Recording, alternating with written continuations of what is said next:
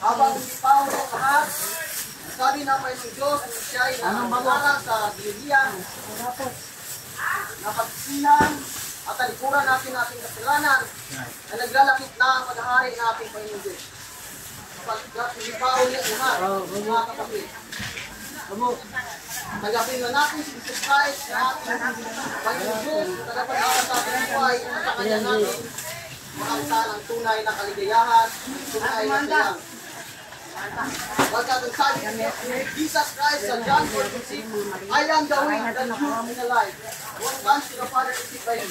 Kaya mga kapatid, ang tanging lamang na kapatid sa ating pa sa ating kaluluwa, kung Jesus. Kaya kung gawa ka tayo ng mabuting gawa, pag wala ka ng isa, wala kang Kristo sa buhay mo. Kapagkat Jesus Christ ang sakripisyo, Jesus Christ na namatay sa krus, sa Kalbaryo, kabayaan ng ating mga kasalanan.